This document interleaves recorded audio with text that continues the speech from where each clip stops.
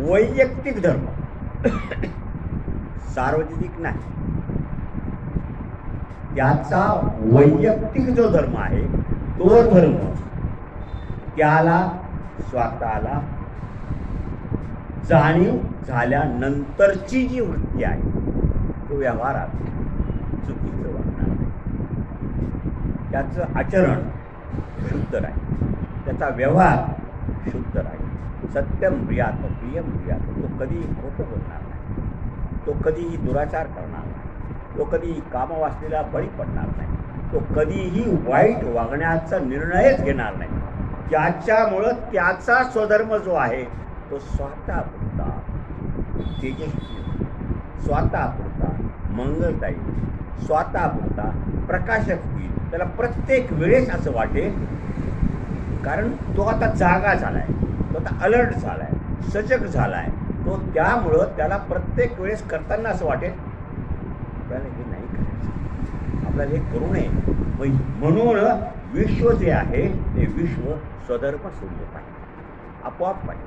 त्या अशा स्टेजनी गेल्यानंतर आपोआप पाहिजे. सर्व लोकच चांगले होतील ना, सर्व लोकच आचरणामध्ये चांगलेच राहतील ना, सगळ्यांचा व्यवहार चांगलाच राहील ना, सर्व कधीही वाईट वागण्याचा विचार सुद्धा करणार नाहीत ना.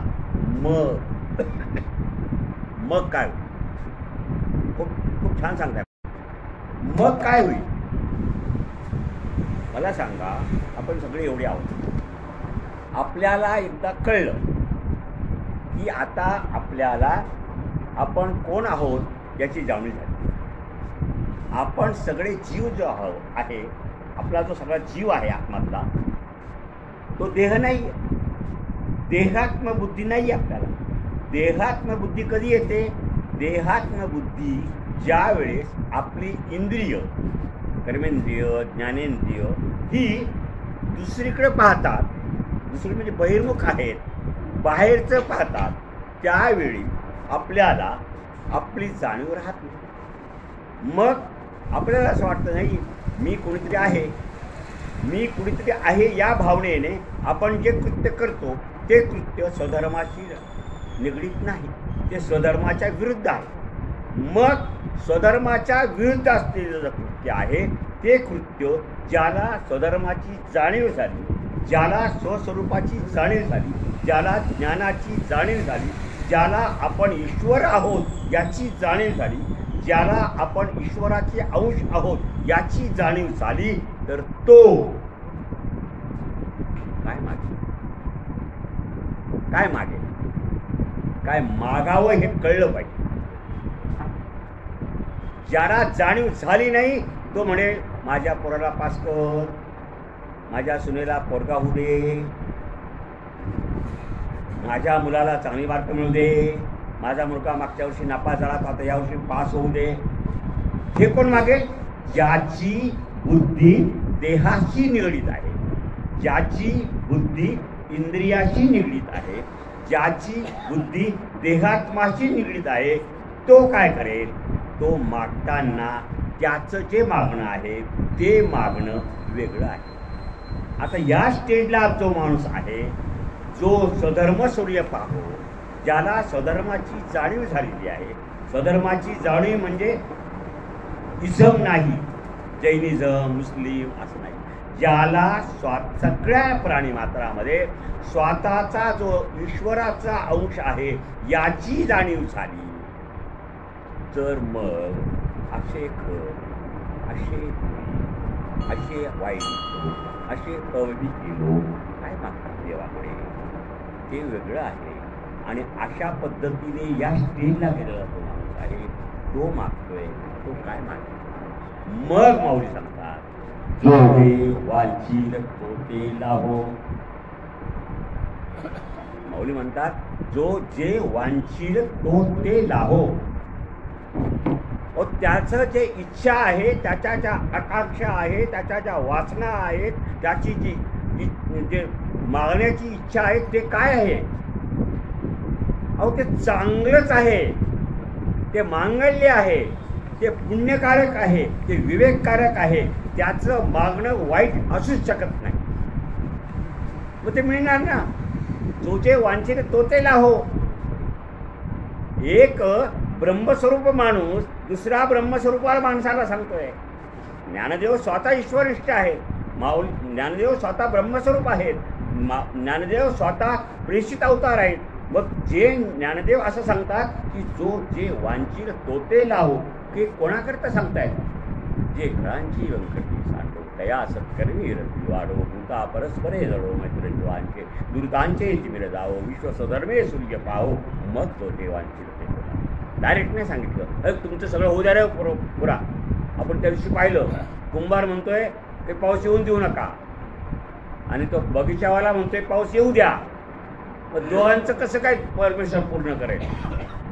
आपण त्या दिवशी कथेमध्ये बघितलं ना, कुंभाराने लावला हवा लावला होता, त्याच्यामध्ये मडकी ठेवली आणि वडील आले त्या मुलीकडं, काय कसं काय तुझं यावर्षी कसं काय? ती म्हणजे चांगलं आहे, आता खूप हवा लावला आहे, हव्यामध्ये खूप मडकी ठेवली, आता ही मडकी फक्त एकच इच्छा आहे, पाऊस पडू नये. पाऊस पडले तर माझा हवा खराब होईल. आणि मग दुसऱ्या मुलीकडे गेले, ती मुलगी होती माळी, तिने लावला बगीचा, बगीचा म्हणजे फुलं फळं सगळं सगळं सगळं. मग आता तुझं कसं काय? अरे आत्ताशे चांगलं आहे, फळं आली, आता खूप चांगली फळं येतील, एकच इच्छा आहे खूप पाऊस व्हावा. पण जर त्या दोन्ही मुली एकाच गावात राहत असतील तर जो जे वांछील तो ते लावो, कसं काय होईल? मग हे जो जे वांछील तो ते लाहो हे कुणासाठी आहे? ज्याला याची अहंकार, दर्प, मोह, वासना हे सगळं आपोआप गळालंय ना, त्यांच्यासाठी आहे. तो चांगलंच मागेल हो. मग चांगलं मागितल्यानंतर ते चांगलं फलद्रूप होणारच. त्याची तशी बैठक तयार झाली, त्याचं तसं अधिष्ठान तयार झालं. आणि मग बघा,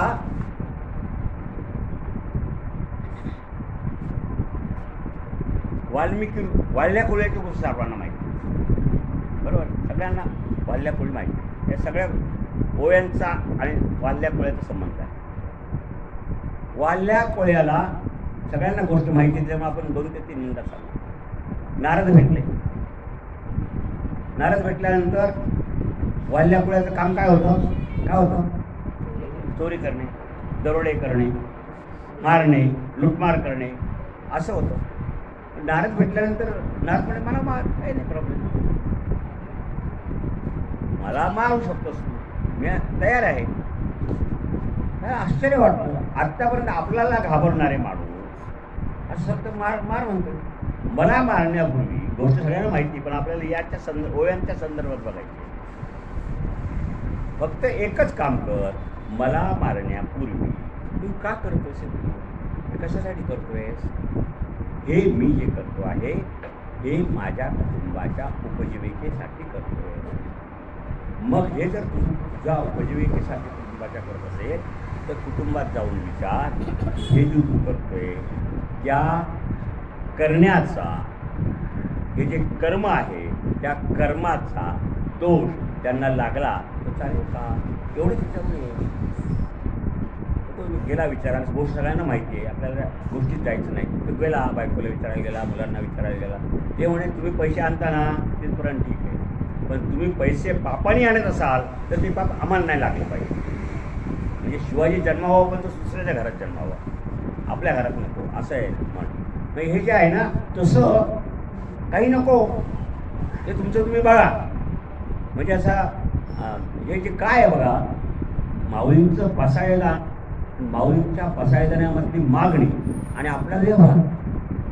समजा मी कुठेतरी सरकारी नोकरीमध्ये आहे असं 2 मिनिटं करीत जा, आणि मी 2 नंबरचा पैसा खातो असं 2 मिनिटं करीत धरा. आणि मी 2 नंबरचा पैसा घेतल्यानंतर मी माझं घर एकदम हे आला, आज फ्रीज आला, त्यांच्या घरी आज फ्रीज आला, तर त्यांचे 2 नंबरचा नाही आहे, त्यांचं कष्टाचं आहे, परंतु फ्रीज आला, टी व्ही आला, मोठा आला, आता आली 16 इंच होता, नंतर 84 इंच आला. हे सगळं झालं कसं काय आला? बायकोनी, पोरांनी, कुणीतरी म्हणायला पाहिजे होतं ना, अहो तुमचा पगार 20,000, तुमचा टी व्ही 50,000चा, कसा काय आला? हे जे आहे ना तसं तुम्ही अडवलंच नाही तुम्हाला, तर तुमचे जे व्यवहार आहे ते व्यवहार शास्त्राच्या आणि विवेकाच्या आणि ईश्वरनिष्ठेच्या अधिष्ठानावर कसे राहते. मग ह्या वाल्याच्या सगळ्या कुटुंबाने सांगितलं की बाबा आम्ही येथे वाटेकरी नाही. मग ते वाटेकरी नाही म्हटल्यानंतर तो तिकडून आला. मग आता काय करायचं, तिथं कुणी मला तयार नाही आहेत.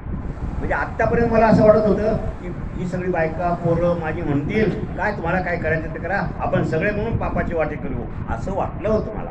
पण तसं झालं नाही. मग काय करायचं, मग असं हे सगळं सोडून सत्संगाला रामनामाचा जप, मग फळांची व्यंकटी सांडव, त्यांचं घरत्व नाहीचं झालं, दुरितांचे तिमिर जावं. हा जो दुरित आहे त्याचं अज्ञान दूर झालं, तो ज्ञानी झाला, तो स्वधर्म सूर्य पाहायला लागला, त्या स्वधर्म सूर्यामध्ये प्रकाश निर्माण झाला आणि त्याच वाल्याचा वाल्मिक ऋषी झाला आणि त्याच वाल्मिक ऋषीने तुमच्या आमच्यासाठी रामायण सगळ्या जगाला त्याचं प्रकाशमान होईल असं विश्व